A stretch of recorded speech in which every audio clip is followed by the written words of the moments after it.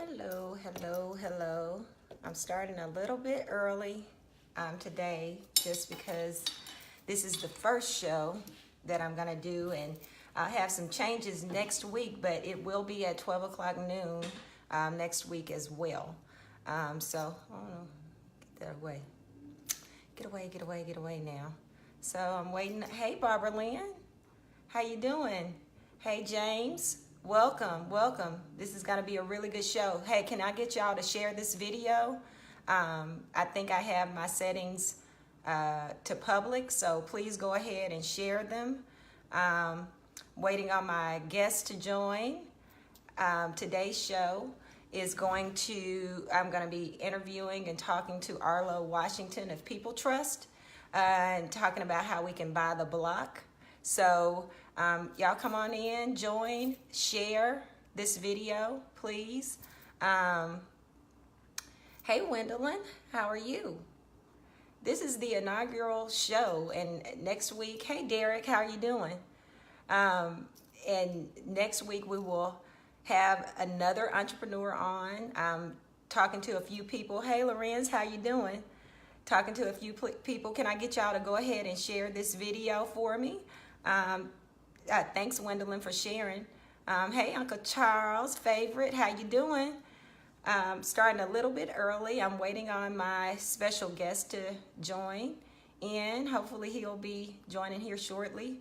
I'm excited about today's show. We're going to be talking about entrepreneurs, how to get those businesses started.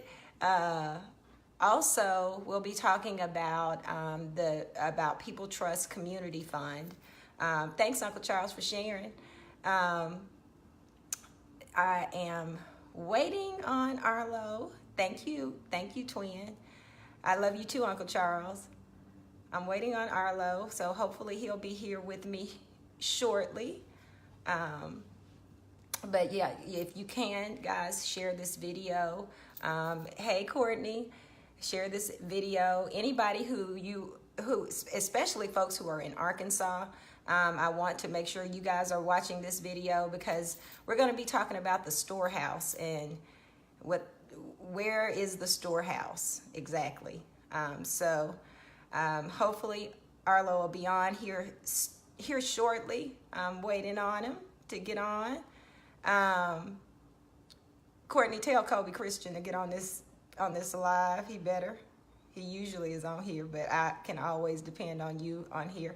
You guys know that for the last year or so, I had been on a different show, and I've been going back and forth on what I wanted to do, and I finally decided to start a show, and hopefully soon it will be a podcast. Hey, Latrice, as well, but and this video will be available on YouTube later on today, and I'll make sure that I let you guys know that channel.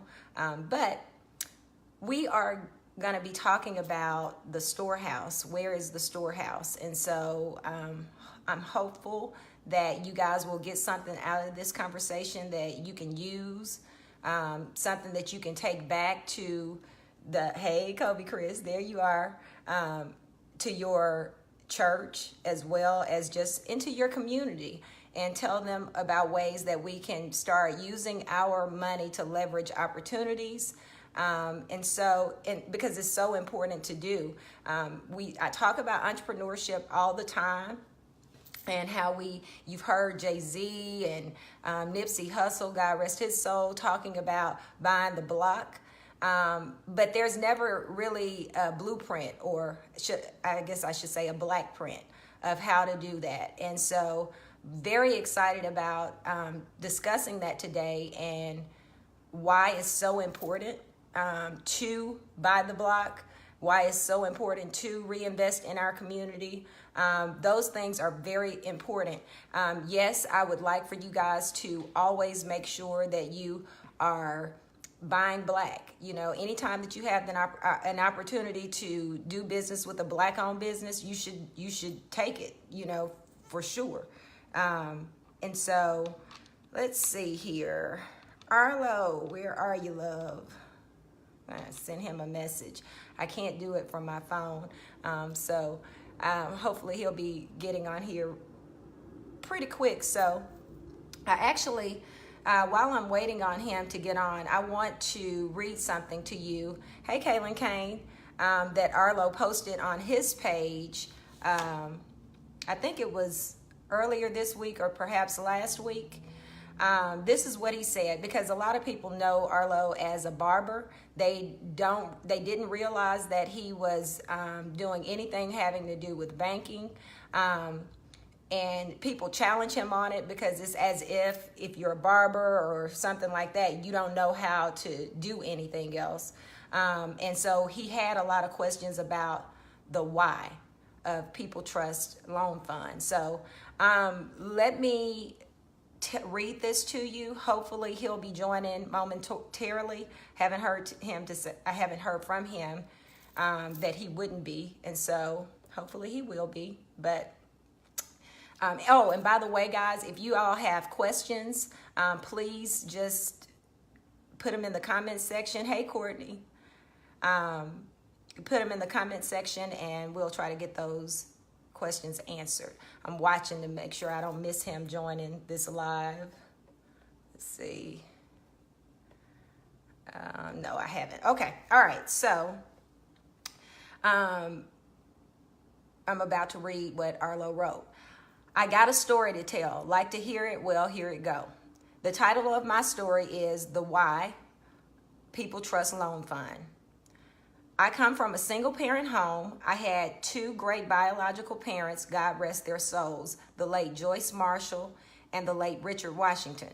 They chose not to marry. I do not want to give a shout out to the rest of my family. I do want to give a shout out to the rest of my family whom I love dearly. Mama Gloria, Jay, Brubba, and Teresa. My mother was 16 when she had me. Her dream was to finish college, be blessed with a good man, and one day to own her own home. I prayed every night for all her dreams to come true. I loved her so much. We were there when Highland Park Apartments, a low-income housing development on 12th Street, was there. Now it's Madison Heights. We left Highland Court Projects and moved to the South End Projects, where there are a bunch of good people. When we moved to East End Projects, where there were nice people but high crime and drugs, I saw my first dead body across the lot there. I didn't know rooms had sheetrock walls until we moved into our first rental home. I was used to all brick walls and commercial tile. My mom, y'all forgive me because I can't see, so that's why I'm so deep into this computer. My mama always made it feel like home though, heart. One Christmas, our family was selected by Channel 7 KARK to receive gifts for needy families, and we were so happy. On Christmas Eve around 6 or 7 p.m., they came in with lights, cameras, and bags of gifts. We noticed that every box we opened had old, used items in them. My mother stood there with tears in her eyes, and we were very sad. My two younger sisters are too young to remember. If they are reading this, I was the man of the house, and it hurt me to see the sadness on my mother's face, and I vowed to myself that I was going to grow and be somebody special one day and take care of her. Sorry about that. Buy her a home, a nice car,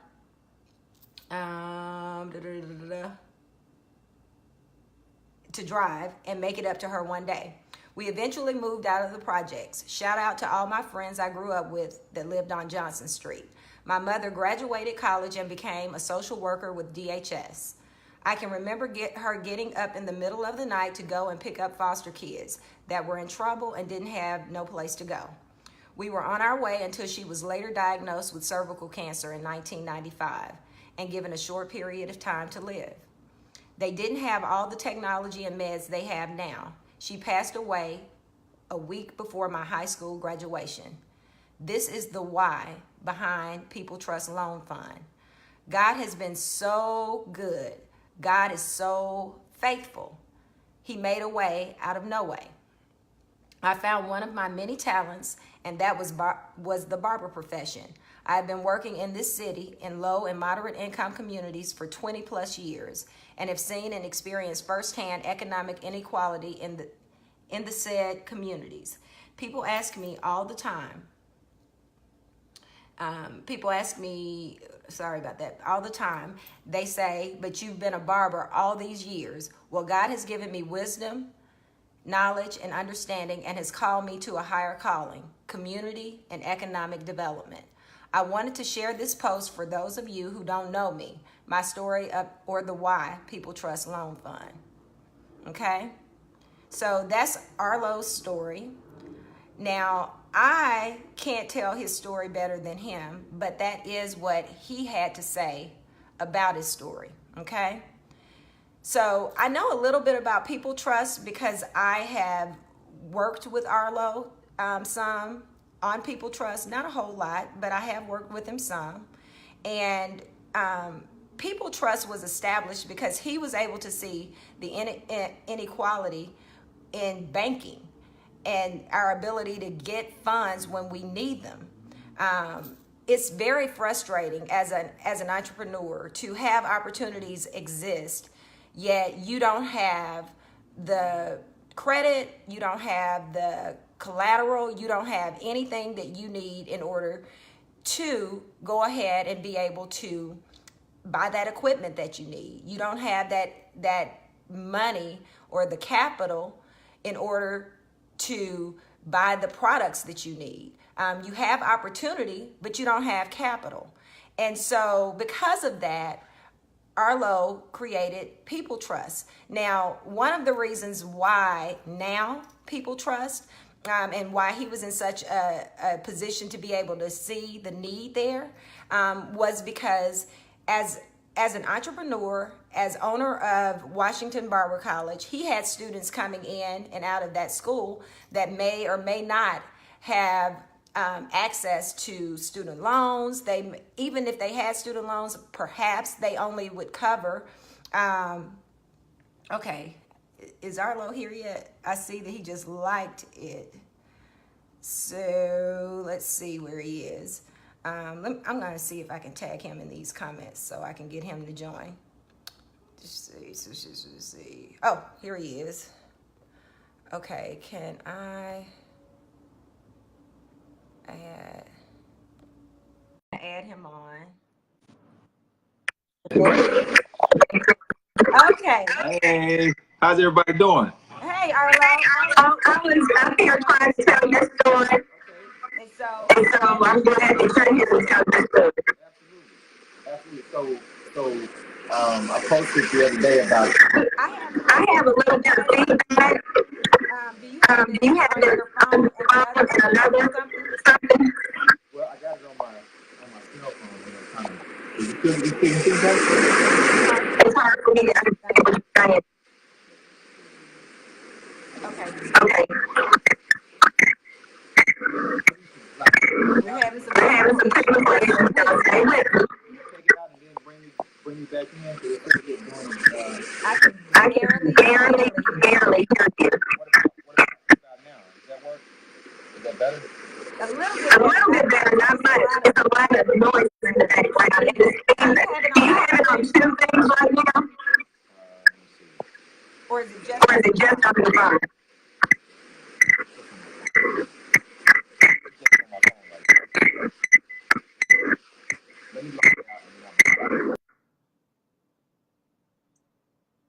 Okay, I can't hear you at all now.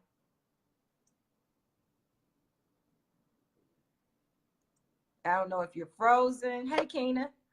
I don't know if you're frozen.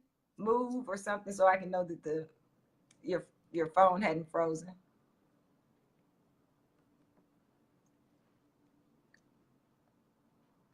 Okay. Issues that we're having. Okay, he went away. So let me try again to add him.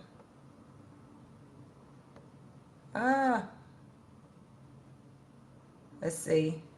Man, technology works until you need it to work, huh?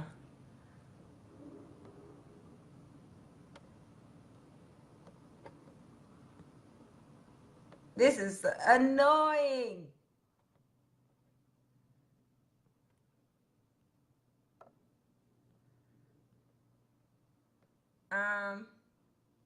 I'm sorry, you guys.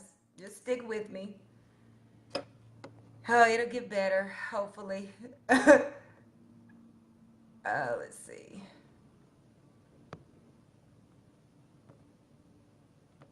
Just a second. Okay, I'm gonna continue talking and hopefully Arlo will join back up here momentarily. I hope anyway. So let me think. What was I telling you guys? Oh, access to capital. So I'm in the fortunate position that I work with so many business owner. Okay, let's see.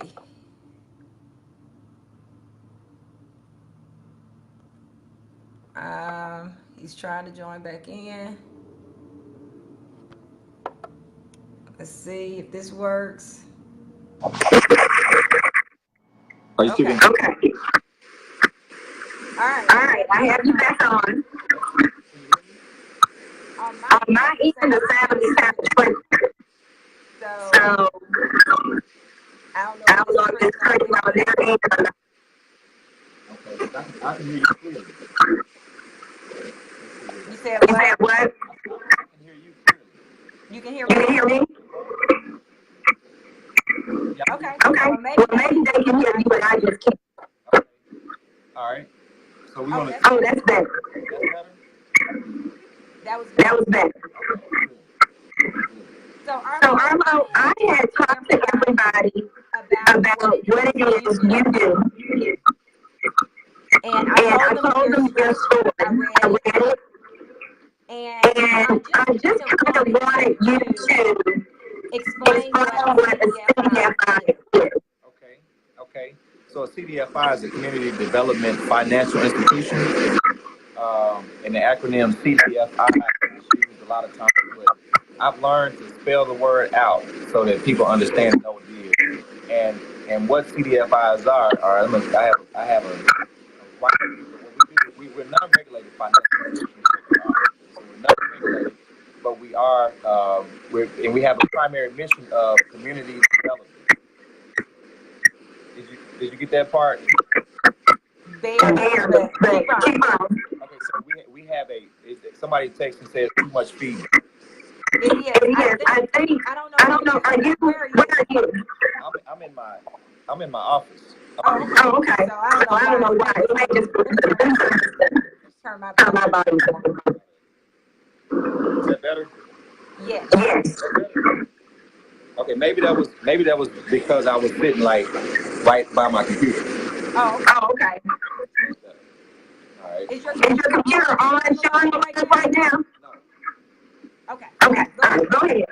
Okay, so CDFI is a development financial institution that has a primary mission to serve low and moderate income communities and provide financial products and services to communities that would not have access to financial products and services otherwise. Right. And And right, that's what one of the one things of that the I was things that I telling was telling people that people it's that it's hard to hard have to have access access to to capital capital when you're in when a you're in a minority minority community or a community or a dispersed dispersed community. community. I know I one of know the one of things the that you things that you told me told me before was before how was many how of our many of our people people are unbanked or unbanked or underbanked. underbanked. Oh yeah, so it's 2.5 million. 2.5 million people are unbanked or underbanked in the U.S. And so if you break that down to here in Arkansas, that I'm gonna say that most low and moderate income communities here are like, let's take the 12th Street core for instance. From Battery all the way until University, there's about 30,000 people there, and there are no banks. Right. Right. Right. So access to financial products and services is banks are scarce because they don't have any access. So that creates economic barrier when it comes down to that community gaining economic mobility, being able to have the access to financial education, which is a huge deal, and then also be able to, if they want to start a small business or if they just need some personal refinancing as for some consolidating some credit card debt, having some a place where they can go to get credit counseling to be able to help them to understand what their financial needs are. Right. Right, Right. right. Now, one Now, of the one of things the that things you that and you I and I talked talked about, about, because I because know I that know you are that you are very very involved involved in in your your church, church, And And we we all all know that know we that have we have so many so many churches out churches out here, and here, each and each Sunday, Sunday, everybody they're they're bringing bringing their their tithes and offerings, and they're and they're bringing them bringing them to the to the storehouse. storehouse. Most of our Most of our economic economic power in the power in the black black community community probably probably lives lives in the in black the church. black church. Right, exactly. And And so the so the question is, question is, and I and I ask ask you, you, because you because you are are much more much more involved in involved church in than church I than am, I am, I I said, said, I I ain't been to ain't church been in to a church in a minute, so minute, I'm so going to I'm going defer to to defer you. to you. But But where's the where's the storehouse? storehouse? We We all all lambast the black lambast church black all the church all the time and say, time and hey, say, what are hey, y'all what are doing? y'all What are doing? y'all What are doing? y'all What are doing? y'all What are y'all doing? doing? But But nobody is nobody is asking the asking the question question or or even even putting putting up up options like options. Like, what's a what's a roadmap? roadmap? So So where's the where's the storehouse and storehouse how and can I how can get I to it? get to it? So that goes to that ties to the scripture Malachi chapter 3 verses 7 through 11 where he says, "Bring ye all the tithes into the storehouse, that there may be meat in my house." So the storehouse, those of us that grew up in church going families in our communities, the church. I mean, you got a church on every corner, So we heard that scripture often that told us to bring the tithes to the church. We assume that the storehouse.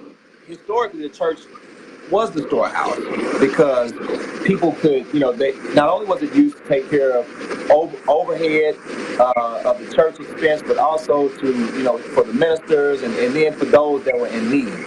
People in the community, any type of community, the church is supposed to be a lighthouse. So, when we talk about where is the storehouse, I pay tithes, people in my family pay tithes and offering.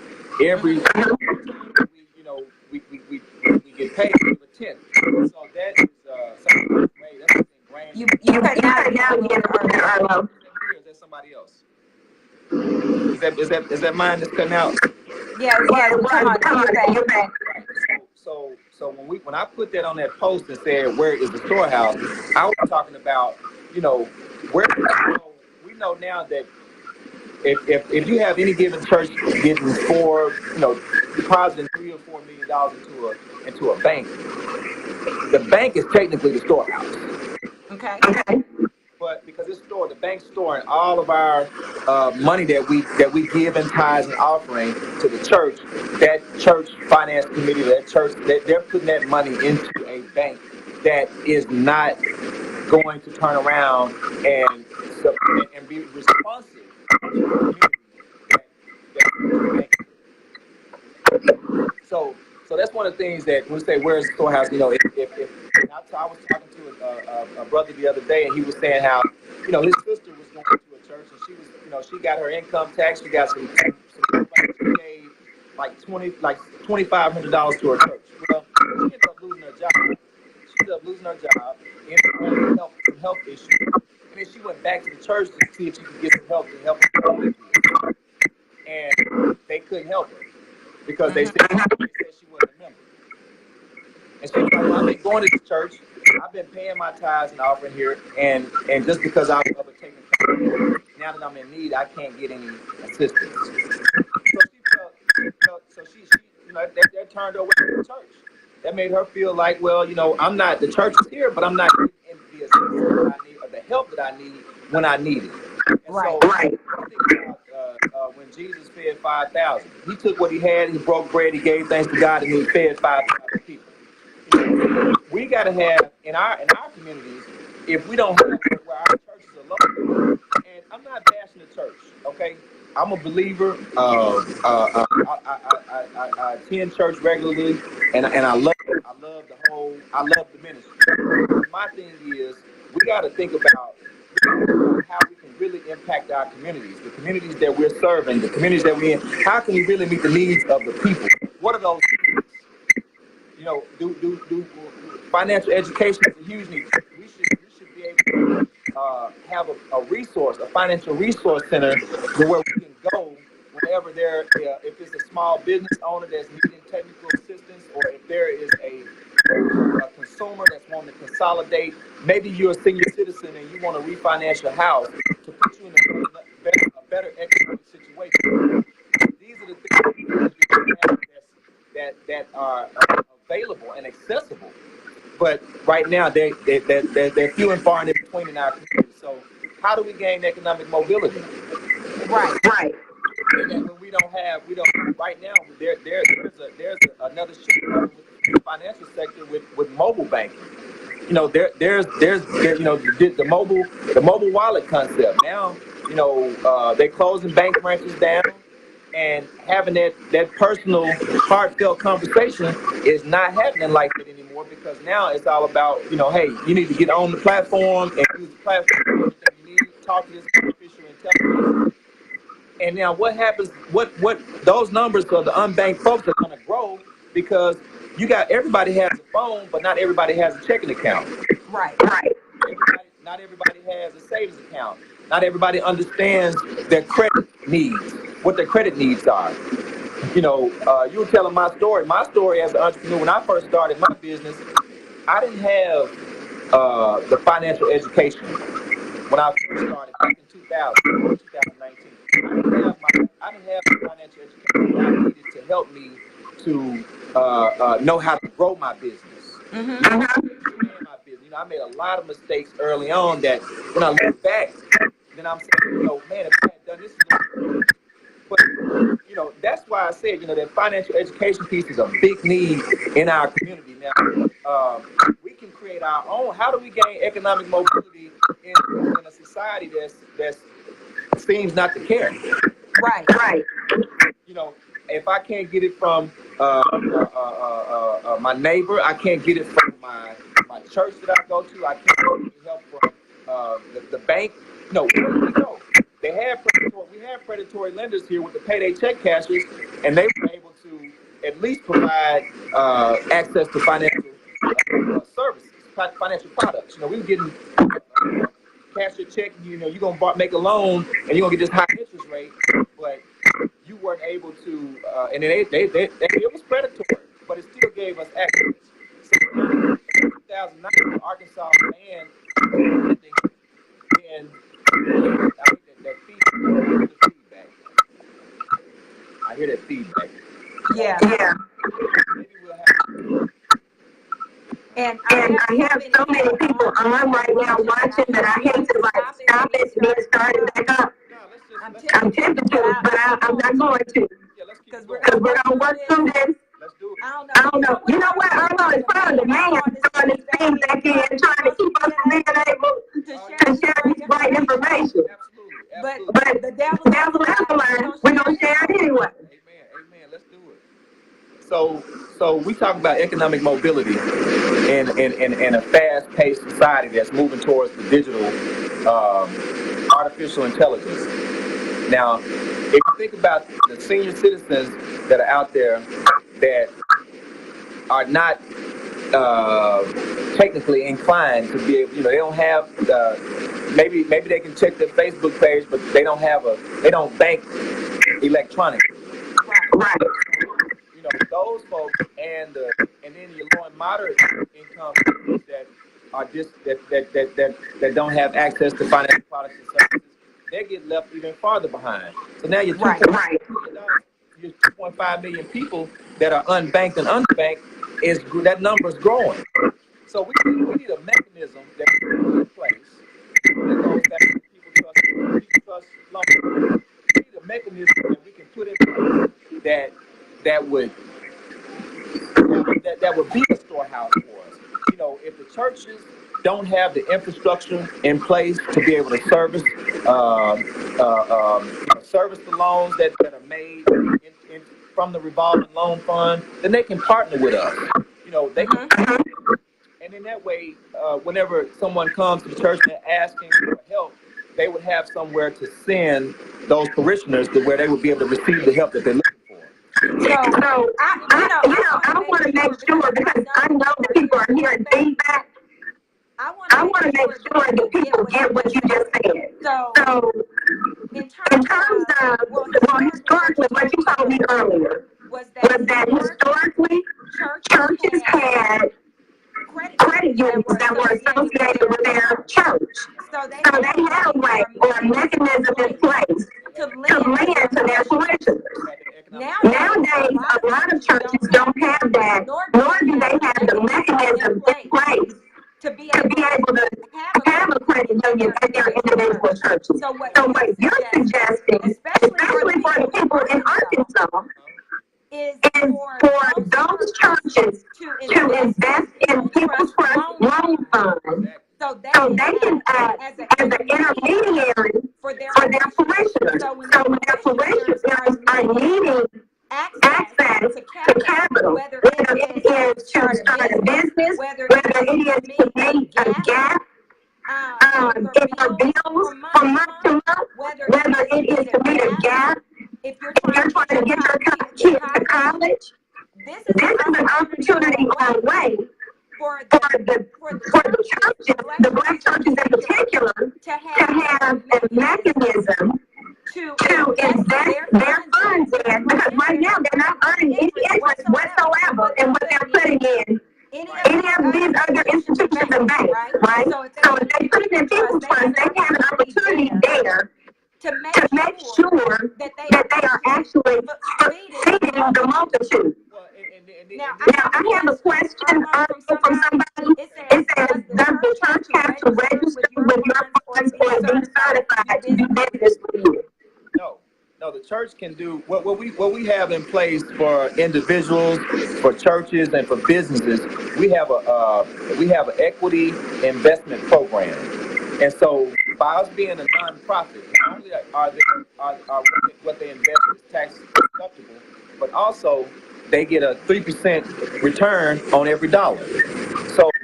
So you get a chance to actually make money by doing an equity investment with People Trust revolving loan fund. Now this is a revolving loan fund, so the funds are going to be used, and then they're going to be paid back, and then they're going to be paid out. Okay?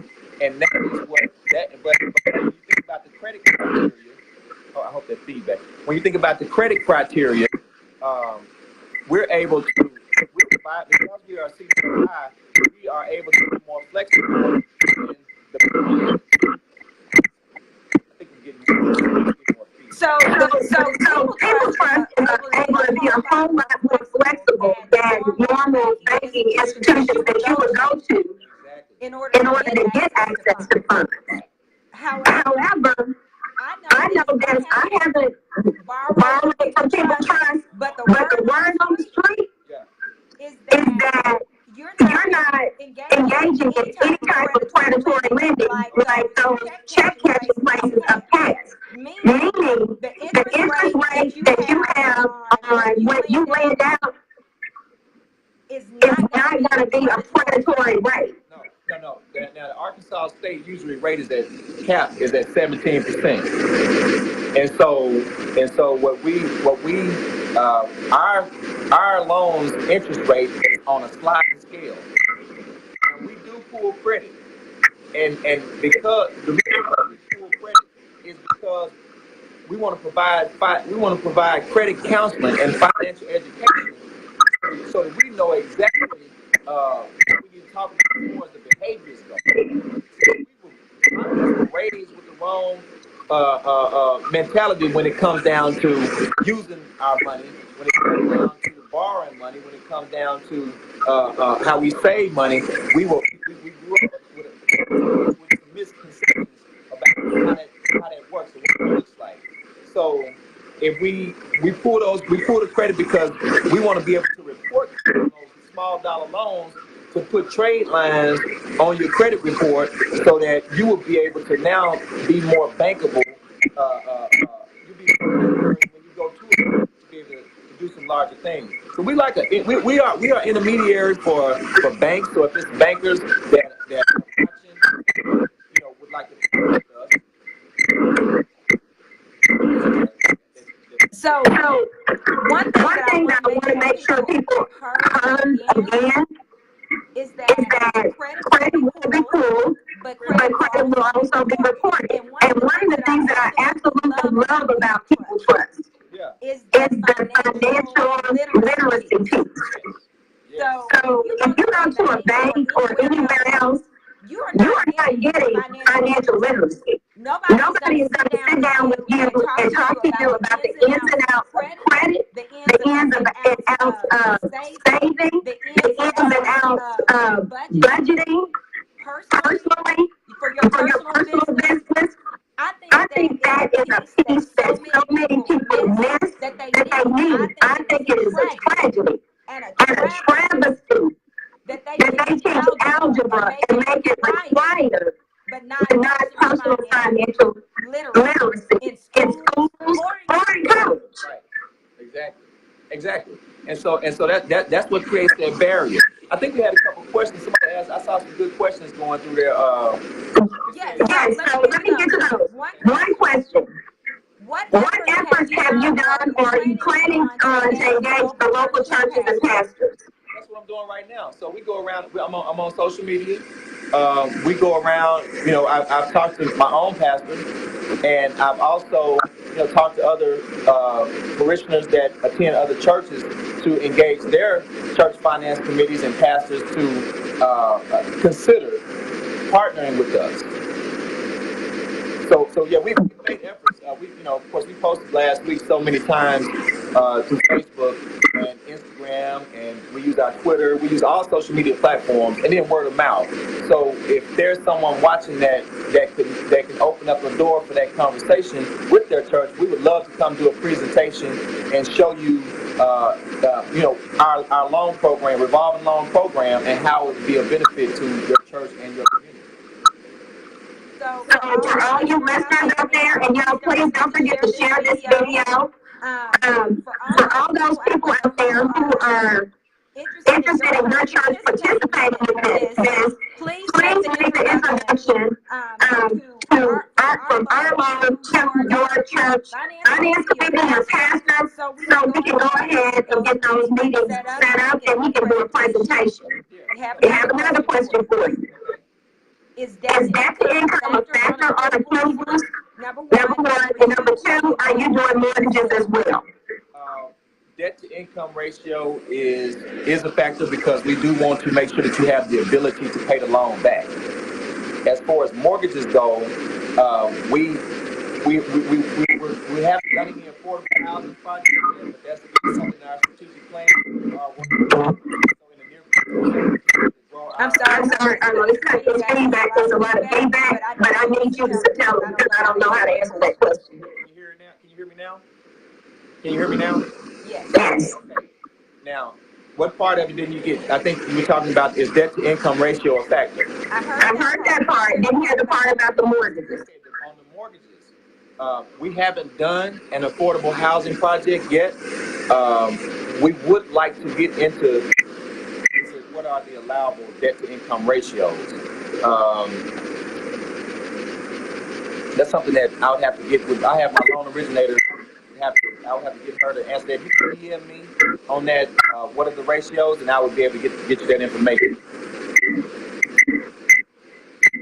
So Arlo, one of the things that I was talking about from an entrepreneur's position, a lot of reasons why our small businesses can't be successful is we don't have access to capital. That's one of our main problems. We just don't have access to capital. One of the other things I wanted to bring up is your personal, how strong you believe in people trust and what it does and why it's necessary in the community. I believe in people trust because I believe in order for us to gain economic mobility, we have to have an economic base. That means, if you look around and think about it, in other communities, there are places all over the place. We don't have, in our low and moderate income communities, there are no financial resource centers. And then the cultural barrier. There are cultural barriers. So we have to understand the mentality of the people that we serve. So for people being located in the community that we're in, we understand the needs of the people that we serve because I was raised in a low income community.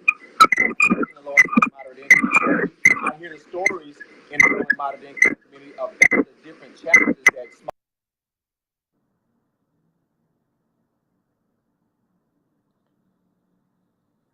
So one of the things that I know in Arkansas in particular, I know of several. Um, okay, let me find my words. Um, there are people who are in positions in leadership in Arkansas. I lost Arlo.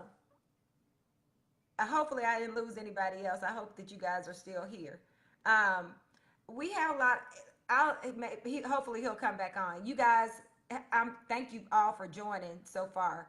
And when he comes back on, I'll make sure I bring him back on, and hopefully we can figure out what's going on with that feedback when he comes. Um, One of the things that I would encourage you all to do until Arlo gets back on the line.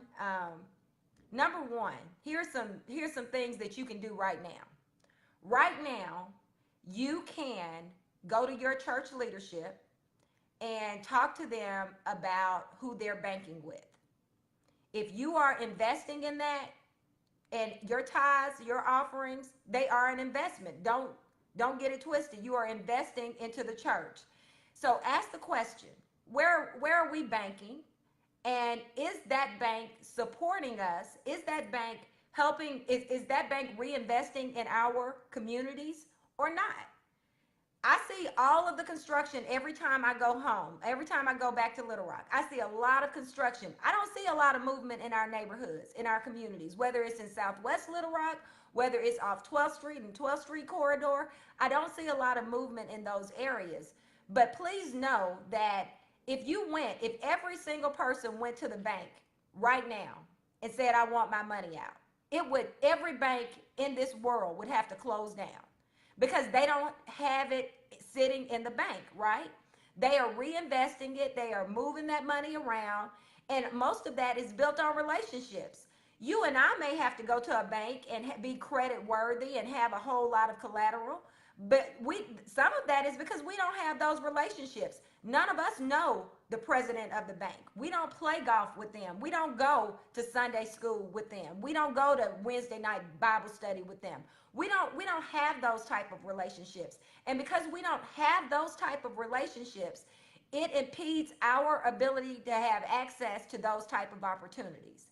So on this show, what I want to make sure is that each week I bring on a guest that can talk to you about, number one, their journey as an entrepreneur, but number two, what are some action items we have that we can do in order to push this forward. I will every week talk to an entrepreneur. Every week I'm going to be talking to an entrepreneur. The other thing that you can do is pick at least one thing that you do that you buy that's a black owned business. At minimum, I would prefer that every time you have an opportunity to buy black, you do. But baby steps, I get it. So maybe you don't know where to look first. There are several restaurants that are black owned. There are several hair products that are black owned. There are several makeup lines that are black owned. There are the people who make the packaging for BC powders is black owned. There's so many construction companies, lawn care companies, pressure washing companies, clothing lines. Anytime that you have an opportunity to buy black, you need to buy black. I'm going to try to bring Arlo back on here. Let's see. Is it going to let me? This is just messing with me. Arlo, see if you can ask to join and if it'll let me do it that way.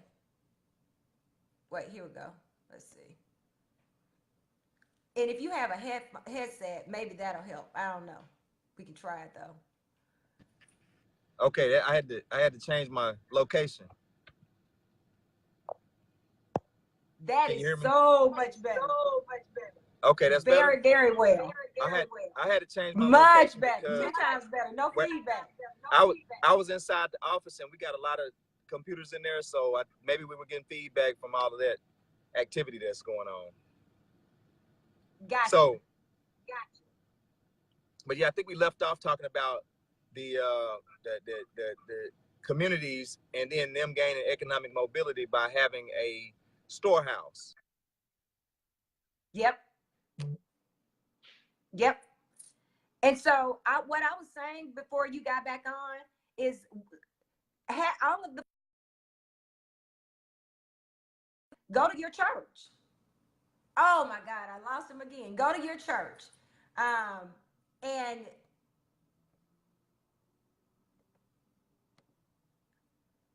go to your church and talk to your finance committee. I'm here. And go to your church, go to your finance committee, go to your leadership and ask them who are they banking with. Right. And ask them if they would be willing to have a conversation with you. Absolutely. Absolutely. Because we have infrastructure. Infrastructure is the key. We have the capacity. We have knowledgeable community developers that understand how to help a community regain economic mobility. We've been doing this since 2016. Actually even longer, since 2014. We've been doing this work, and it's not easy work. We need the support of the community. This is a community initiative. This is for the community. This is for the community. I need people to understand what we're doing is we're trying to create. We actually have created an infrastructure and a vehicle for money to circulate in our communities for longer periods of time here in Arkansas. One of the things that floats around all the time, Arlo, is how quickly our dollar leaves our community. And so I was telling everybody they need to start intentionally trying to buy Black-owned products. But even then, we still need to figure out a way to invest, because we don't see any activity on 12th Street in that corridor. We don't see any activity in Southwest Little Rock in our community in terms of true economic development. And those banks, where all of our churches are putting their money into, are not reinvesting back into our community. Well, what they're doing is they're leveraging the money that goes into the bank from the church is being leveraged 8 to 10 times. So if you put $1 in there, they making $10, $8 to $10 off of it. But the problem is we don't have we don't control the capital. So we don't have a say so in where where it's circulated or how it's circulated. Right. And so that's the real issue here. And we're never gonna have a say so in it. We're never gonna control it if we don't have that mechanism in our communities that has the infrastructure and the capacity to be able to be that financial institution. We need financial institutions in low and moderate income communities. Point blank. Absolutely. Period. Absolutely. Point blank period. We need access to financial products and services, financial education. There is a huge need for finance. You would be surprised. The people that, like I said, is not taught in high school. A lot of times it's not given in our homes. It's not taught in high school. It's not taught in college. And we have to we learn financial education through experience. Absolutely. When you get denied on the application and you look at that application, you try to figure out why. And they tell you, oh, your debt to income ratio. Oh, your credit card utilization is too high. You need to keep that under 30% in order for your scores to increase. And you know, that literacy piece is so important, because most of the time you hear the no, but you may not know why. Right. Like, why am I being told no? How can I become credit worthy? How can I become bankable? What does that even look like? Yeah. Now, if you happen to be fortunate enough to have grown up with parents who understand it, yay for you. But most people are not. If you happen to be that one person that's friends with the president of the bank, well, yay for you. Or cousins, or uncles, or neighbors, friends, Sunday school teacher, golf partner. Right. If you that person, good for you. But that's not most of our reality. Most of us, that is not our reality. And honestly, Arlo, Not minority, not minorities. no. And here's Black the and brown. thing. Until we change that trajectory, the narrative never changes. Right. Exactly. Now we can keep on doing the same things we've been doing, but what do they call it when you do the same things over and over? They call it insanity. Insanity. So it is insane that we continue to pour and pour and pour and pour our resources into or circulate our funds out of our community. Matter of fact, it ain't circulating when we pay money outside of our community, we're giving it away. We're giving it away with no return. With no return. Right. What People Trust Loan Fund is offering the community, the low and moderate income community in Little Rock, Arkansas, in Pulaski County, Saline County, Jefferson County. We are offering the mechanism, the infrastructure that is needed in order to gain economic mobility. We've got to have the base. You got to have the base, and we have the base. This is People Trust Loan Fund is the base. They don't have to try and look around and try and figure out another organization. People Trust Community Loan Fund. We're experts at lending, doing consumer lending. We report to all three major credit bureaus, and we can provide credit counseling. We can provide that financial education that you need, that technical assistance for your small business. We can provide that right here at People Trust Loan Fund. Absolutely. One of the things that I will say, and Arlo might get mad at me, I don't care, because I ain't in Little Rock right now, so he can't get me. One of the things I have to say is I had to bring to Arlo's attention one day what his economic footprint is, what his impact is. This is not new. It may be relatively new that he's doing people trust, but the investments that he's made in Little Rock over the last 20 years is incredible. Washington Barber College has graduated only God knows how many entrepreneurs. They now are entrepreneurs, and a lot of them have gone on to start their own businesses. Most of them have started their own businesses, and most of them employ other people. That's right. That's right. Arlo having People Trust Loan Fund or developing the People Trust Loan Fund, and if you understood the hoops you have to jump through to become a CDFI, you would understand how remarkable it is that he actually did this. But that part of it may be new. But the commitment to economic development in Arkansas is not. That has been going on for years. So it's a perfect transition, actually, for Arlo to move from just what he was doing to expand what it is he offers to our community. Now, this is a person that's tried and true, that has shown time and time again that he's not just talking a good game. He's doing a good game. And I'm gonna speak just about me personally and what Arlo has done for me and my company.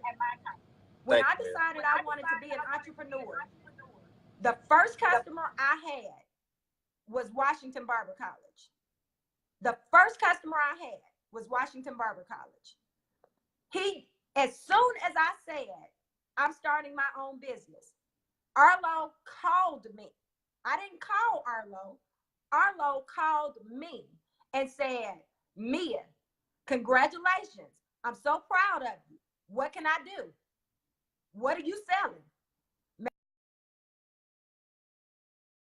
are people out there. Arlo has called me before and asked me who else could he do business with.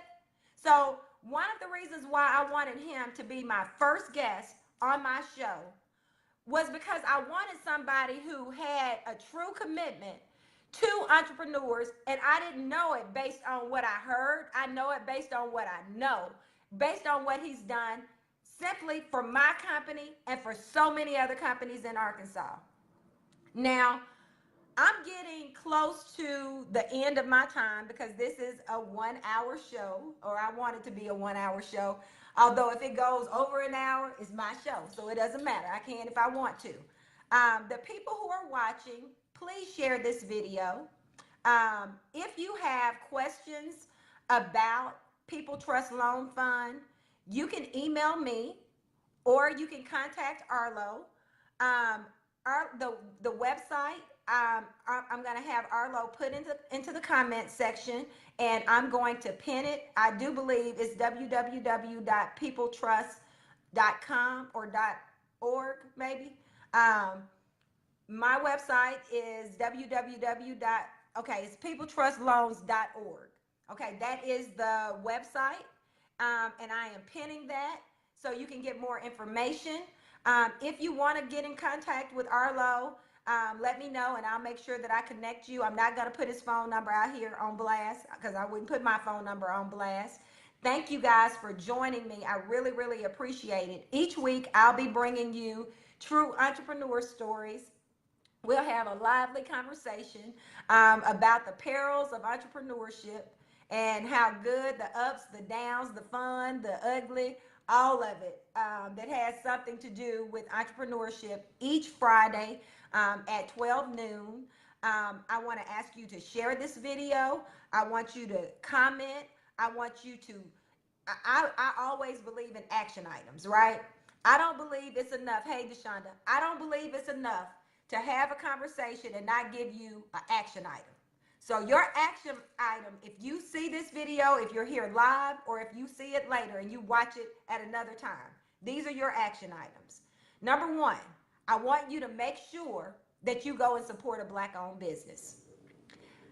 I want you to tag me in this post and tell me a Black-owned business right now that you support, because when you tag it and comment in this post, when you comment a Black-owned business, then I will share that business because you are recommending them. So if you recommend a Black-owned business to me, I'll make sure that I get that information out to everybody else, okay? That's one action item. Number two, for all of you folks that go to church each Sunday and been members of a church and you are tithing and paying your offering, for all of those members of churches, I challenge you to go to your pastor or to your finance committee members and ask them who they are currently banking with, okay? Who are they banking with? And ask them, would they be open to having a meeting with People Trust Loan Fund, okay? If you are a pastor of a church, then you need to reach out to Arlo and find out more about the initiative that we are starting to bring the storehouse to all churches. You know what? I know this is an old saying, and I know it might be silly or whatever, but I know you all have seen the whole gesture of, right, if you slap somebody like this, it don't feel like this. When people are together, you're much more powerful. Individual people, individual churches, we can't do it on our own. We have to collectively get together. We have to collectively come together and say we're going to do this. It's not a matter of whose name get to be on top, because a lot of times our ego gets in the way of us moving what we need to do forward. I see it all the time when I'm working with entrepreneurs. Sometimes the reason why they can't get a larger contract is because they are unwilling to do a JV, to do a partnership in order to bid on a larger contract, because everybody wants to be on top. Everybody wants their name up in lights. I'm not that chick, right? I want us to get there collectively. We are a force when we are together. People marching, that ain't what did it for us. Boycotting is what did it for us. Prior to the desegregation of stores and all of that, Black businesses were thriving. They were thriving, okay? Now, what I'm about to say is not necessarily endorsed by Arlo Washington, because I ain't going to put him out there like that, but I'm going to put me out there like that. I don't know what it is about us that we believe that Black-owned businesses are not as good as any other business. When for years we didn't have a choice, we had to do business with other Black businesses. We need to get back into the mindset that our first thought is, how can I do business with a Black-owned business? And then if I can't find that Black-owned business, how can I do business with a business that do business with a Black-owned business? Let me give you that one more time. How can I do business with a business that does business with a Black-owned business? For example, Walmart. If Walmart has a supplier diversity program, and it's a real supplier diversity program, and they are putting things on their shelves from suppliers that are people of color, then you need to say, okay, I might not be able to buy my tissue somewhere from a Black-owned tissue company, which you can, because it is a Black-owned tissue company in this country. But let's pretend like you don't know how to get to it. So if you can't get to the Black-owned tissue company, can you go to Walmart and they are buying products from Black-owned businesses? Do you support them that way? Hey, Zandra. Hey, Carla. Do you support them that way? Like, start thinking a whole lot more strategically on what it is you're doing. You have to be intentional about your dollars, okay? Intentional about your spending. It's not enough. Arlo wants to come back. He said he got some more to say, and I'm bringing him back on. Let's see. Approved. Come on back in here, Arlo. Hey, Trey. Come on in here. All right, I'm back. Come on, I'm back. Arlo. Come on, Arlo. No, I'm listening to what you're saying. That's great. That's great dialogue. That is true, and it needs. And my prayers is that it resonates with everyone that's listening, and everyone that's sharing. That this message reaches the hearts, because this is important for us, and we need to take action right away, because there's another financial shift coming. There's another financial shift coming, and it's mobilization. And the mobilization is that we have to, if our communities are not on the grid, if we don't have mobile wallets, if you don't have a mobile wallet, if you're not banking mobilely, you are going to be left out of the ecosystem. This is a fact. This is a fact. As sure as we're on this live today, if you are not a part of the global mobile banking industry, and that means that you have an online platform like your mobile wallets. They have different ones out there. You have Abra wallets. You have, and I'm not endorsing this any particular wallet. It's a mobile wallet, and you can pick one that works best for you. Your bank has mobile. Some banks, not all banks, but most banks now have mobile. You can access their products through your cell phone.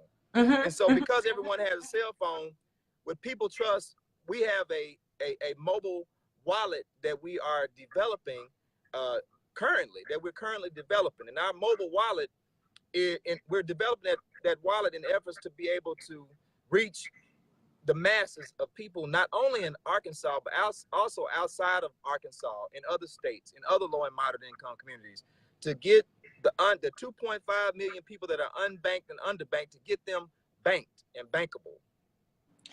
So, that's so important. That's so important. Yes, it is. And so we're, like I said, we have investment opportunities right now. If you would like to invest with People Trust, then you get a 3% return on your money.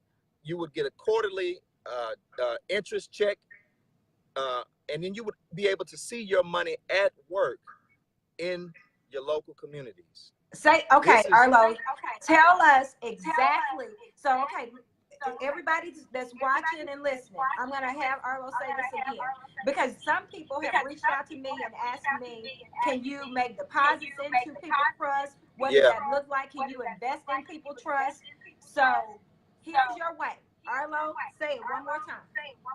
Okay, so if you would like to invest or open an account with People Trust Loan Fund, or show your support, then you can do what you call an EQ2. It's an equity equivalent investment. or let me say, it's an equity investment.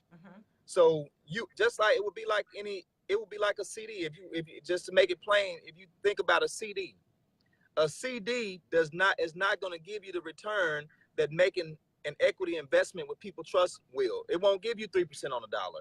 Your savings account is not giving you 3% on the dollar. Your emergency fund is not giving you 3% on the dollar.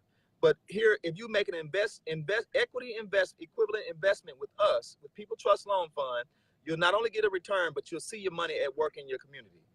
You would have control of your capital. And so that's what we, and different support. You would see support going for small business, disadvantaged small businesses. You would see the support needed for low and moderate income consumers, our senior citizens that bought their homes and the homes lost its value, and now they want to refinance to put themselves in a better position financially. We would be able to help with initiatives like that. We would be able to have community facilities that are within reach to keep our youth off the streets and keep them into something productive that will help them to understand that life is all about choices. We have to make right now we have a choice. We have a choice right now to strengthen our local CDFI.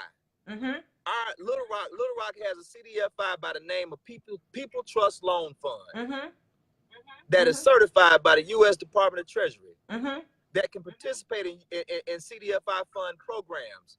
I understand that there is a lack of awareness or a lack of knowledge, but people perish for lack of knowledge. You better preach. People perish for lack of knowledge. And what we're doing is sharing the knowledge with you all that this is something, a mechanism that is in place, already functioning, already well-oiled machine that's already cranking out consumer loans, already cranking out small business micro loans that you can participate in and that you can support to help our communities to join together. We're looking for a centralized location to join our resources so that we can have a real storehouse. People Trust Loan Fund is it.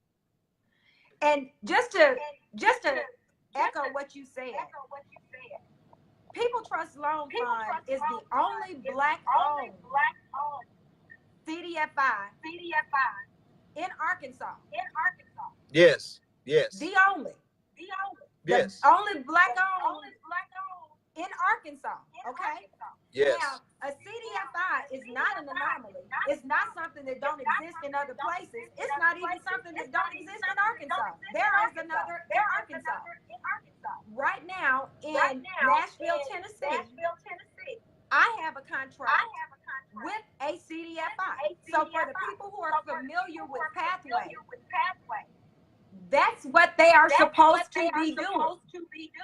They are supposed to be lending to distressed, disadvantaged businesses in Tennessee. Now, I have to say, I've seen Pathway do a lot in terms of investing in distressed communities. But that is what they are doing. I can't say the same for every CDFI. So it's not as if Arlo is reinventing the wheel. What Arlo is doing is putting some D's on the wheel. He's trying to make sure that Black people have access to the money that is available and out there. That's out there for our people. There is so much money that is supposed to be going to our distressed communities that are being reinvested in other places because we are not at the table. Exactly. We don't have a mechanism.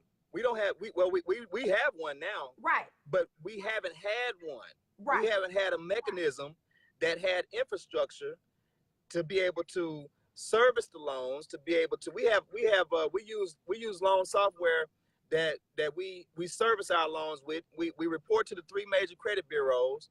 And so we have built infrastructure that would help the low and moderate income community to gain economic mobility. Now, here's the thing. When we talk about economic mobility, we're talking about being able to wedge money to your ideas. Say that one more again. Say that one more again. I said, when we talk about economic mobility, to break it down, we're talking about being able to wedge money to your ideas. I love that. I love that. Wedge money to your ideas. Absolutely. Absolutely. And so how many times as an entrepreneur have you wanted to get started in your business, didn't have the capital, didn't have the financial technical assistance that you need, didn't even have the small business setup technical assistance that you need? Now you have a mechanism that can fund that. But the only way that we can fund it. Now, Arlo, do you mind if I say that a lot of the money that's been lent out, where a lot of that has come from? I don't mind. Arlo, Washington. That's where it's come from. Arlo has been trying to self-fund. Do you know how many loans that he's made? How many loans, Arlo? We've made about 178 loans. We've done about 41 loans since January. Well, actually about 48 loans. We've done 48 loans since January. One of the things that we have to have that's crucial for CDFIs. CDFIs have to have money in order to be able to do the community development and economic development. And it has to be, now banks, we say, well, the bank got the money. Well, the bank got the money because they're using your money. There you have. The bank is using your money. All the tithes, the offerings, all of your direct deposits from your job, all your everything goes into the bank. And the bank. Arlo, and wait the a bank. minute. Go ahead. Stick a pin in it. I just remember one of the things that you told me that blew my mind. What's that? A lot of people think, well, they don't like low and moderate income people because they don't do nothing but have overdrafts all the time. Arlo, can you take a second to talk about overdrafts and why banks love overdrafts? I was just talking about that this morning. I said Bank of America has got millions of customers, millions of depositors. And do you know that if they take a million of their depositors go into an NSF, that's a $35 charge for going into overdraft. If that happened to 1 million people in one day at any given point in time, that's $35 million in just overdraft and just fees. 35 million in fees. Now imagine if that happened a couple of times throughout the day. They make over $100 million a day in just NSF fees. And just fees. And then y'all steady, and then we steady running our money up to the bank. So we running money to the bank and don't even think about how your money is working. Money is a tool. You got to use money. You got to use it. It's a tool. It's a tool. It's a tool. If you don't know how your money, and they say, well, the money make money. We're trying to get our communities to where our money is making money. Let us leverage together. Let's do the same thing that the bank is doing, but let's do it together. Let's bring People Trust Loan Fund wants to bring you to the table. That's beautiful. People Trust is finally saying, okay, I respect your dollar. I respect your money. Put some respect on my name. This People is Trust the Loan one Fund. institution you can walk into and have some respect on your name. Because if you think that Bank of America respects you are mistaken. They don't even know you. They don't even know the know bank you. president. You know the bank president. You know the teller. You know the loan officer. But the decision makers, the people that move the needle, they don't even know you. Right. They don't even know you, and they could care less. Right. What we're saying here and locally, and if our communities, if Black and brown communities do not wake up and stop putting all their hope and trust in all these other and I'm not knocking. Look, if you have a good relationship with your bank, I'm not knocking that. I'm not bashing. I'm not a bank basher. No.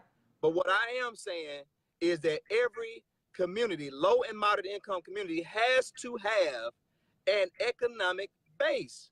They have to have access to financial products and services. You want to know why we have the high crime rates? We have high crime rates because high violent crime rates, high homicide rates, and high drug use and abuse because a lack of resources and a lack of opportunity. And you can't keep ignoring it and saying that it's not money, it's not economic mobility. That ain't it. It's more than economics. No, it's not. No, it's not. No. If you give the people some money to be able to fix their situations, be able to fix their credit, and then give them education first. Right. Give them financial education first. Let's sit down. Let's have a conversation. Let's go into those uncomfortable places in your life and let's talk about and find out what we need to do to help you. Right. Gain economic mobility for yourself. What do we need to put in place in order for you to not continue the same behaviors that you've been taught as a child, that you've grown up and now have become a part of your a way of life for you? Stop not paying people back. If you don't want, if you don't come, if you know that's not right. That ain't right. Don't do that. If you want help, then you got to be a good good paymaster. Right. You got to be a good paymaster. If you want to borrow some money, you can borrow some money, but just how are we gonna get the money back? I'm gonna tell you, if you come up here and you say that you want to get a loan and you don't have a job or you don't have no way of paying a loan back, then we're gonna provide technical assistance to you, and we're gonna send you to some resources, and we're gonna help you to be able to get a job and get some income. And then when you get some income, then we're gonna make you a micro loan to help you to be able to build your credit. And then after we build your credit with the micro loan, then you'll be able to go out there and get larger loans. Right. Then you'll be able to go out there and buy your car. Then you'll be able to go out there and get your home. All these things is what we need to be focused on, because now guess what you have? You have financial education. Exactly. I have a question for you, Arlo. Someone asked, because I have folks looking from all of Tennessee, all over the country. So, do you have to be in Arkansas to participate in People Trust Loan Fund? Well, right now, currently, People Trust Loan Fund serves two counties. Well, three. You got Jefferson County, you got Saline County, and Pulaski County. Mm-hmm. Now, what I would encourage you, whatever state you're chiming in from Tennessee. I would encourage you to Tennessee. I would look up the local CDFIs, and you just named a good CDFI that does a lot of great work. Pathway Lending does a lot of great work in Tennessee, and I would reach out to them and then start there. Now, if you come to Arkansas, or if you want to just support our work, then we welcome you to do that. Very good. This has been a great conversation. Now I gotta ask you just two questions, because I gotta ask every entrepreneur that I ever have on here these questions. Come on. Number one, as an entrepreneur, I know that there are going to be a whole lot of days that I'm going to wonder, why did I ever do it? It's going to be some ups and downs. Mm-hmm. If you could look back, and I know for you, you've been an entrepreneur for over 20 years. If you could go back and talk to yourself, your young, bright-eyed, bushy-tailed, want to start your own business self, and give one piece of advice, what would it be? Get financial education. Make sure you have financial education. Make sure you understand what the metrics are. How does your business make money? And then track that data. Mm-hmm. Track the data. You need to know and be able to see on paper. And a lot of times we as entrepreneurs, we're moving so fast and we're thinking, oh, I can keep it in my head. I know what I'm doing. And the thing is, you're going to forget. You're going to misplace. Another thing I would say, usernames and passwords. Usernames and passwords. Right now, I have a password keeper. Every password, every username, I keep and I store, because I have so many things that I have to do and so many things that I manage till a place to go to get that information. And when I first started out as an entrepreneur, I didn't understand that concept. I didn't understand that, you need to make sure that you remember what that password and username is, because you're going to need to access that website again. And so that has been so valuable Right. for me to just make sure that I keep up with passwords and then automate everything. Automate all your stuff, your light bill, your phone bill, your gas bill, your cable bill, your POS system, all your stuff. Automate all that stuff to where it auto drafts and to where you are able to do your business, because you can't do your business when you focus on the bills, when you focus on, and I understand the economic need. That's why I say, and make sure that you don't get undercapitalized by your bank. There it is.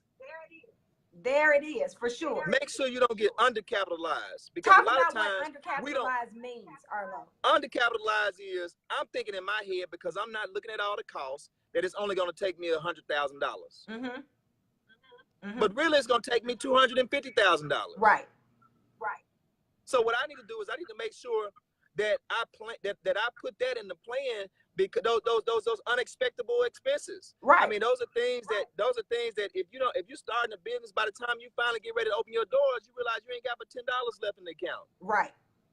Where's your operating capital? Now you're on this hunt for capital to be able to keep the lights on, to keep the doors open. Right. So we got to think about our back office. I don't care what type of business you have. If you set your business up right, it's going to be profitable. It's going to be profitable. But it has to be set up right. You got to set the infrastructure up right. You got to know. You got to set your metrics up. You got to measure all of that stuff to be able to know what you measure. Okay, if I'm a barber, I mean, how many hairs am I cutting? What time do I go in? How long am I open? How much am I charging? I mean, these are metrics that are in place to help you to be able to grow. Now, when you grow and you make money, then you have to be able to leverage the money. Right. You gotta leverage the money. I mean, you ever heard that saying, turn a dollar, what do you say, trying to make $1 out of 15 cents? Yep. Yeah. See, that's what you got. You gotta understand that concept. How you make 15 cents turn into $1. Yep. And if people trust loan fund, we can turn your 15 cents into $1. All you got to do is step out on faith. All you got to do is trust. That's why we named it People Trust, because we understand that in our communities we don't trust each other. We don't trust there's no trust. We feel like that the ice is colder up the road. Say it again. I said we feel like that the ice is colder up the road, or when somebody else got it. Right. But then our own people, we don't even give each other a chance. We think in our mind, oh, is he black? Is he white? Oh, he black? Oh, I ain't messing with him. Right. That's not right. That's the wrong mentality, people. That is the wrong mentality. Get that out of your head. Stop that. Right. Start working with each other. Let it be some. Let us have some unity in the community.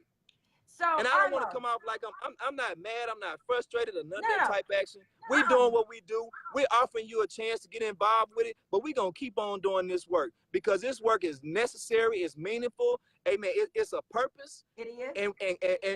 And God has already put his stamp of approval on it. Now, I told him in the post, I said, this fertile ground, if you invest with us, your money going to multiply. It's going to be leveraged. But it's going to be leveraged, and it's going to be wedged to ideas that are in your community that you'll be able to actually see. You ever heard of a tangible outcome? Yes. That's what People Trust Loan Fund going to give you, is a tangible outcome. And right now, where you storing your money at right now, where you putting your money at right now, where you paying your money at right now, is not giving you tangible outcomes. No. And then you wondering why that money ain't circulating for you. It's not circulating because you ain't putting it into you're not putting it into circulation. You put it into circulation in other places that are not giving you a return on your investment. Exactly. And tell me one other place on earth that you would put some money and not expect a return on. I'll wait. Hello? Anybody? Anybody? I don't, you know what, me, I don't think that people expect a return when they put their money in the bank. They already know. I'm just putting it here to store here, and I'm a direct deposit here because I pay bills out of here. But I'm not looking for no return. And to me, that's a problem. Right. You know, you can't say, well, I don't have millions of dollars, so I'm not going to invest. That's the wrong mentality. The wrong mentality. That's the wrong mentality. I'm not, you gotta position yourself. And you know, I'm gonna have to say, Arlo, when people pay their money in tithes and offering, I don't know what tangible outcome they're getting there either.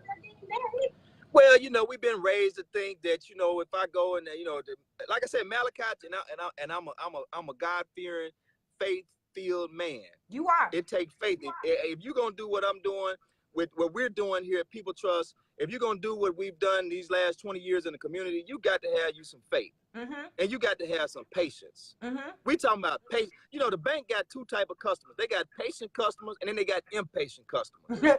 The impatient customer, those are the ones that they keep a little money on deck to give you your check as soon as you deposit, because they know you coming right back for it. Right. But the patient customers are the ones that they want to come in and put their resources there, so that they know, hey, we got time to leverage Mia's money. Right. We got time to leverage her money. She's not gonna come right back for it. She's not gonna come back for it. So we're gonna take her money and we're gonna invest into this strip mall in another part of town. And we're gonna jack the rent up to where can't nobody from where we getting the deposits from. They're not gonna be able to afford it and come out here and participate. They can't play ball with us. Yep. What's wrong with that picture? Yep. What's wrong with that picture? It's something bad. You mean to tell me? You mean to tell me I'm gonna keep on running my money out to these places? I'm gonna keep on paying here, paying there, and then giving these, and I'm not getting, and I can't come to the table. Right. My money don't matter. Right. Right. See, I feel like that if you know, my money should matter, because you're using my money. Banks are loaning out up to 90% of their deposits are being loaned out. They're loaning your money. As soon as your $500 hit that account, it's being loaned out. You best believe. Right. It's being leveraged. Right. It's being leveraged. Right. Now, if we want the community to change, if we want to see from generations to come to get better, then we got to take action now. Every low and moderate income community that is listening to me today, get with each other, partner with each other, collaborate with each other, like-minded individuals that are thinking in this direction. A financial crisis is getting ready to happen, and it's gonna happen. And if your community ain't ready for it, y'all gonna be left behind. Absolutely. Well, Arlo, I have to tell you, this is my very first Mia show, where I wanted to talk to entrepreneurs and talk to community partners and have a spirited conversation, so that, you know, as you said earlier, and as the word say, people perish from the lack of knowledge. I just wanted to have a platform for people to be able to do that.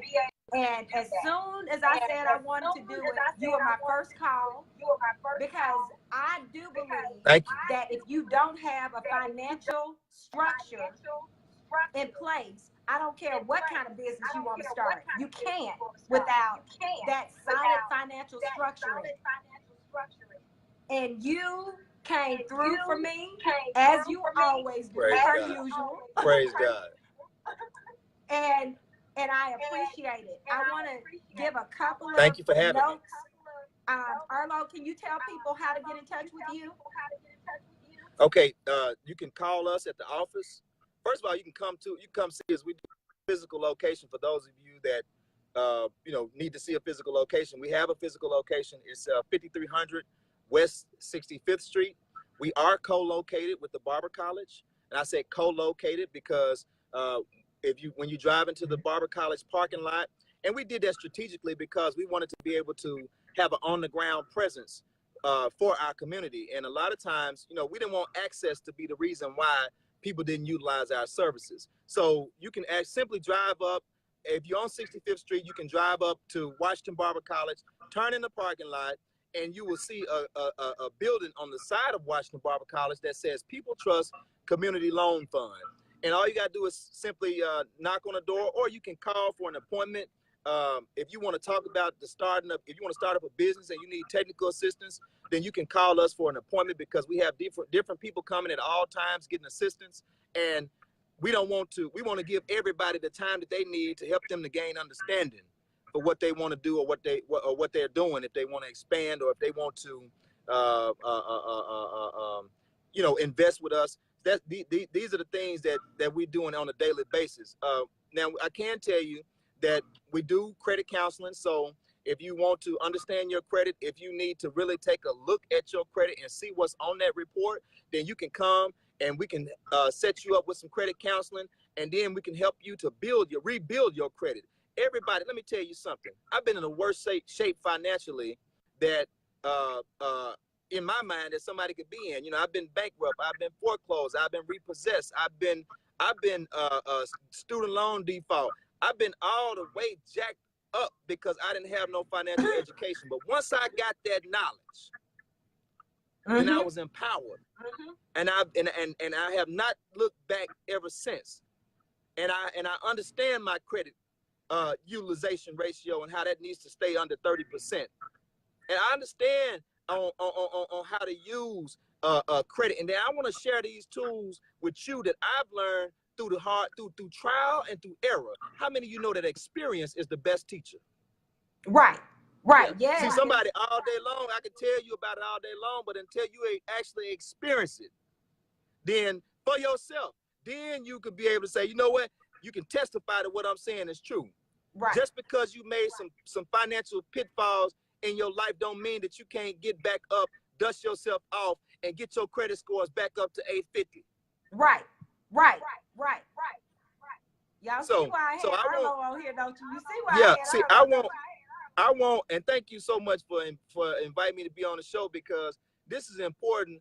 And I hope that this message, my hopes and my prayers is that this message resonates in the hearts and in the minds of the people that want to see change, that want to see their communities thriving, and that want to see their communities a peaceful place to dwell, to where they don't have to drive all the way out to the outskirts to go to Starbucks. It needs to be some franchises in our communities. Yes, I don't want to I might want to sit on 12th Street and have me a cup of coffee. I might want to go to a TGI Fridays on Asher. These are the things that we got to think about, and if we want to see, then we gotta join together. Right now, they looking at our community and they saying, you know what?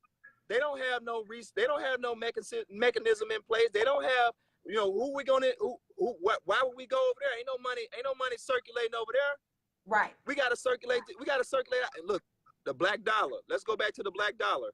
Let's go back to Black Wall Street. Let's go back and think about how, when we work together and how we pool our resources together, how we were able to build Freedman's Bank into a $57 million bank back in 1865, where Freedman's Bank, you don't believe me, go Google it, Freedmans, Freedman's Bank. You go Google it and you see how when black folks came together, black and brown people came together, they were able to generate $57 million in a short period of time. Now, we can do all things through Christ that strengthen us. But what we got to do is we have to trust each other. We got to rebuild integrity. See, integrity has been broken, but let me tell you something. Integrity can be restored.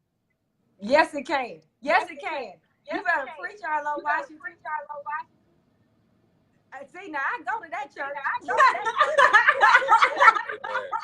Amen. So they can come by and visit you. They can go to www.trustloans.org. Yes. They can call the office. What's the office number? They can email us 404-501 404-4857. And anybody who's watching right now, please tag your people in this video. Share it. Please. Can I say this one thing? I got one more thing I want to say to the community development. Please. To the community development compliance officers at the banks. I want to say this to you. If you guys are investing into the same entities year after year after year after year after year, and you're not open to new relationships, please change that mentality. Change that mentality. Just make an investment into organizations like People Trust Loan Fund that are that are on the ground, that are out here fighting for equity for low and moderate income communities in Pulaski County, Saline County, and in Jefferson County. We need the investments too. Right. We need investments too. You know, we don't want investments to only be made in affluent areas. Investments need to be made in low and moderate income areas so that they can gain economic mobility, so that they can be a part of the ecosystem, so that they can come to the table and have some input. Come on, let's be inclusive. And not just say you're inclusive, and not just show up at events, not just show up at Black people events. It's time to reinvest those dollars. Because look at here, I don't know if everybody knows this or not, but every bank has a person that's in that role, in that community development. It's not the teller. It's not the teller. It's not the teller. It's not the people that you think when you walk in there. No, you have to specifically ask for who is doing community development if you want to find out what that bank's initiatives are. Now, maybe their initiatives is not affordable housing. Maybe it's not consumer lending. Maybe it's not small business lending. Then so what is you got to make sure. Well, I mean, it's different. Oh, there are different. It's sponsoring. There are different things. Well, I mean, that's not community and economic development to me. Not to me either. That's sponsorship. That's sponsorship. We're not talking about a banner with your name on it where you sponsor. We're talking about actual hard investments. Investments. Right.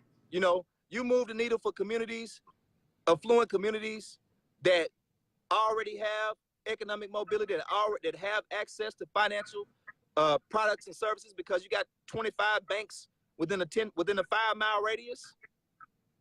You got 25 banks within a 5-mile radius when you got a population of about 5,000 people that you're serving. Of course they're going to be affluent. Exactly. So we gotta we gotta be, yes. You want the right, if you're in that position, you have yes. Go ahead. I'm sorry. I could keep going on. I'm sorry. This is really is near and dear to my heart, because I want better. I want to see better, and I hope and pray that this message and this live video resonates in the hearts and the minds of the people that are watching and the people that are listening. I absolutely do. I absolutely do. So one thing that I do want to make sure I say before I leave off of here, there are a whole lot of clicktivists. What's that? Now, you might be saying clicktivist. What's that? Yeah, that's what I said. A clicktivist is somebody who makes a post on Facebook or Twitter that is inspiring, that is like, stop killing Black people or something like that. And in their mind, they've done something. But that's all they do. They stop right there with the post. Oh. We are in a time now that I don't need any clicktivists. I need true, for real, boots on the ground activists, people who truly do understand how powerful our dollar is, how powerful our vote is. We need to make sure that we are holding people in leadership positions accountable. Period. I don't care if it's your elected officials. I don't care if it is your elected officials. I don't care if it's your They watch that right I don't care if it's your pastor. They understand now. If you are not the person in a leadership position, you deal with the person in the leadership position. And if you don't like their leadership, you need to become a leader. If you have it in you to become a leader, you become a leader. And you figure out how to pull all of our resources together so we can move this needle. Now, this show is about how we move forward. This show is about coming up with plausible plans. Like, what is the Black print? Forget the blueprint. What's the Black print? What does that look like? How do we get from point A to point B? Thank you, Arlo, for joining me today. You're welcome. Everybody, again, share this video. Go to www.peopletrustloans.org for more information. If you want to get in touch with Arlo, he has stated it a couple of times on this live video. Share it with your friends. I hope that we start conversations with you guys who are watching. I'll talk to each other about it. Learn more about it. If you have questions about CDFIs, Google it. Google is your friend. This is a viable institution for you to, number one, leverage your own capital, and number two, have access to capital. That's what this show was about today. So, I do want to say the last word, and then I'm going to sign out. Okay. When we think about leveraging capital, for those of you, I know sometimes we can use words that go over people's head. And I want to break it down so that you understand when I say leverage, what I'm talking about. When I say leverage, I'm talking about doubling up. I'm talking about making $50, $100. I'm talking about making $20, $40. But we talking about doing it 8 times, 8 to 10 times. We're going to leverage and leverage and leverage and leverage all the way up. And that's what we can do together. We can do this together, and we can we'll create our own economic base for our community. I want to just leave that right there. That's all I wanted to say. So let us. Okay, all right. So let's create that economic base. I will be here again next week at the same time, noon on Friday, when all of y'all hopefully will be off of work for a minute. Have a happy Memorial Day. Safe travels for anybody who's traveling. Share this video, and I will see you guys soon. Thank you, and have a happy Friday. Thanks, Arlo. Thank you.